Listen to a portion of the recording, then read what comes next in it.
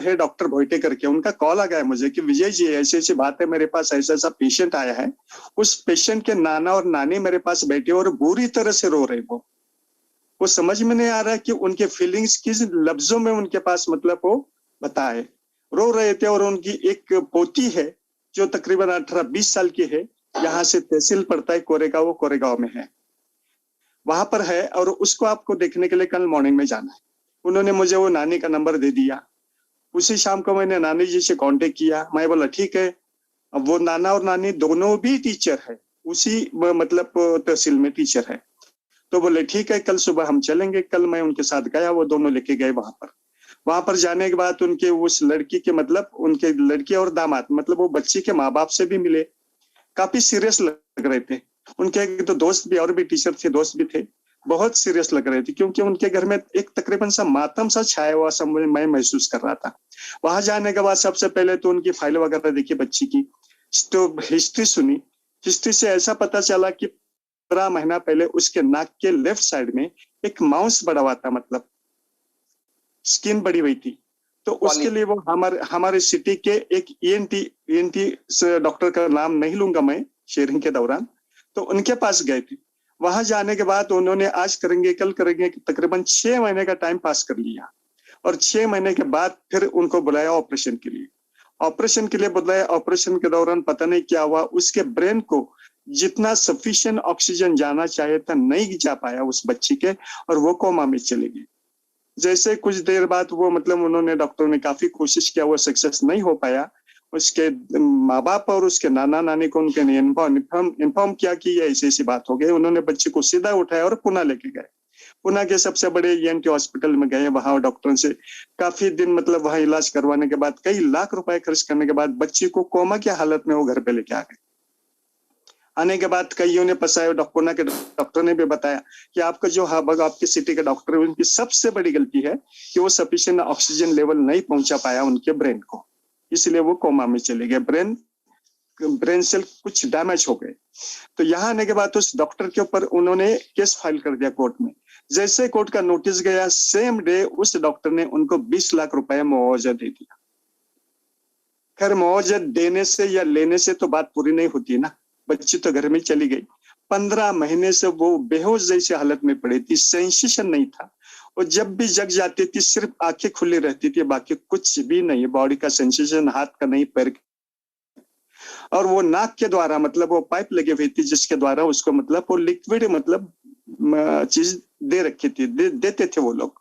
जैसे मैं वहां पहुंचा, ये पूरी कहानी मुझे पता लगी। चलो मैं बोला चलो बच्ची को देखना है। मैंने तो अंदर के रूम में गया, बच्ची को देखा मैंने। बच्ची लेटी हुई थी वर्टिकली, और उसके नाक में वो पाइप थी, और वो बिल्कुल डेड से मतलब एक कोमा में थी, तो मूवमेंट तो होगा ही नहीं।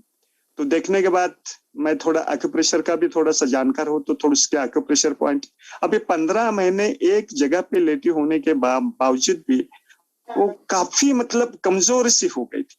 तो सबसे पहले तो मैंने अपनी कंपनी, अपना product, how does it work, इसके बारे में पूरी जानकारी उन लोगों को दी थी। हालांकि उसके नाना नानी मास्टर थे, मास्टर है भी, तो उन्होंने बताया। इतनी अच्छी इंफॉर्मेशन आज तक हमारे लाइफ में हमें किसी भी डॉक्टर ने नहीं दी। बहुत खुश हो गए, उनके चेहरे पे थोड़ी सी रौनक आ गई, हंसी आ गई, क्योंकि उनको कॉन्फिडेंट हो गया कि ये जो बता रहे, जिसकी वजह से हमारी बच्ची शायद ठीक हो जाए 15 महीने के बाद भी। तो चलो मैं साथ में मतलब वो जैसे कि मेरे दोस्त डॉक्टर ने बताया, तो एक अपना 6,800 रुपए का प्रोडक्ट साथ में लेके गया था। उनका प्रोडक्ट के बारे में बताया, हाउ टू यूज इट बताया, कुछ बातें बताई, क्या देना खाने के लिए, कुछ परहेज, कुछ डाइट के बारे में कोई चीजें बताए। बताने के बाद उन्होंने शुरू किया, उसको लेना शुरू किया। मैं अपने घर पे चला आया। 90 दिन उनके उस बच्ची के माँ का फोन आया, बोला डॉक्टर साहब, मैं बोला काफी खुश लग रही है, आपका आवाज तो बड़ी अच्छी लग रही है आज। बोला आपको अच्छी चीज सुनाने के लिए, अच्छी खबर सुनाने के लिए मैंने कॉल किया। और उन्होंने अपने ही बच्ची का वीडियो निकाल के मुझे डाल दिया व्हाट्सएप पर। वीडियो इस तरीके से था, बच्ची पहले जैसी जैसी जिस दिन मैं गया था 9 दिन पहले उसी तरीके से लेटी थी। उसकी माँ उसके मतलब पैर के पास में बैठी थी। एक पैर में वो खुजलाहट कर रही थी, और बच्ची अपने घुटनों से वो पैर ऊपर ऊपर 4-5 बार उठाने की कोशिश कर रही थी। ये पहला समय था 15 महीने के बाद। जब बच्चे ने अपनी मूवमेंट शुरू की थी सिर्फ और सिर्फ अपने ई बायोटेरिंग के प्रोडक्ट की वजह से। मैं बहुत खुश हुआ। मैंने जितनी कोशिश की, जितनी बातें बताई, जितनी इंस्ट्रक्शन दी, जितना डाइट बताया, उसकी तरफ से मतलब वो सक्सेस मुझे मिल गया। मैं बहुत खुश हो गया। उनको कुछ और बातें करके सबके चेहरे पर हंसी थी, सभी आए थे वहां पर। उसके बाद फिर मैं आ गया। आने के बाद अभी 4 दिन पहले, मतलब 3 हफ्ता हो गया इस बात को, 4 दिन पहले मैंने कॉल किया, बोला मैं अभी आपको एक वीडियो पोस्ट किया है। उनकी माताजी बोली, बच्ची की माताजी बोली, शायद आपने देखा नहीं होगा, देख लीजिए, मैं अभी आपको कॉल करने वाली थी। तो वो बच्ची का फेस, बच्ची की आंखें, बच्ची मतलब वो थोड़ा सा सिरा ना लेके मतलब आधी हाफ मोड़ पे मतलब बैठी हुई है, और काफी उसके चेहरे पर मतलब वो बहुत ही अच्छा महसूस कर रही थी अपने आप को। बात तो नहीं कर रही थी मगर माँ के साथ मतलब अब वो कुछ मूवमेंट कर रही थी, हाँ, आंखों का, गर्दन की और हाथ के। मुझे बहुत अच्छा लगा वो वीडियो।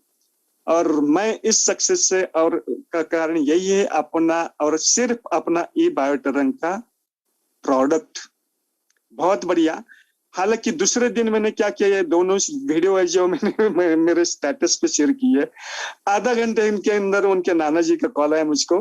बोला डॉक्टर साहब ऐसा मत कीजिएगा, ये जब तक ठीक ना हो तब तक आप किसी भी आपके स्टेटस पर उनको अपलोड मत कीजिएगा। क्योंकि ऐसा है, जब तक गॉसिप, समाज में क्या होता है, रहने वाले लोग, हमारे जो रिश्तेदार है, दोस्त लोग हैं, वो गॉसिप करते रहते हैं। तो मैं खुद बताऊंगी, जब वो पूरी ठीक हो जाएगी आप पूरा मतलब वीडियो और पूरी इंफॉर्मेशन लोड कीजिएगा। This is all about the my patient. Thank you, sorry to come you again.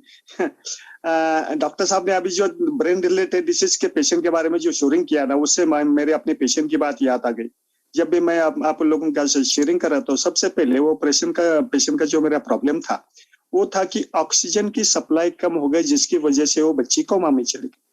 जैसे मैंने आपको थोड़ी देर पहले बताया, वहां जाके प्रोडक्ट कैसे यूज करना इंस्ट्रक्शन दे दिया, तो उसके ब्रेन सेल को मतलब सफिशिएंट ऑक्सीजन नहीं मिली थी, जिसकी वजह से उनके माताजी को मैंने सजेस्ट किया कि ये अपना ये ब्रेसलेट है, ये ब्रेसलेट 3 या 4 घंटे के अंदर 15 मिनट 20 मिनट डेली सुबह दोपहर शाम 3 टाइम लगाना है। अच्छा। क्योंकि उनके ब्रेन सेल ही डीएक्टिवेट हो चुकी थी। अपने ब्रेसलेट की वजह से ब्रेन सेल एक्टिवेट हो गई, और all activities of the body are totally controlled by the brain itself. ये तो सभी को पता ही है। तो इस तरीके से वो ब्रेन सेल सिर्फ अपने ब्रेसलेट की वजह से एक्टिवेट करते करते करते करते लड़के का मतलब ये यहाँ तक मतलब इम्प्रूवमेंट हो चुका है। यही बात बताना चाहता था, जो कि सबसे खास बात थी स्टोरी के अंदर की। जी जी जी। Thank you sir, thank you very much, thank you very much.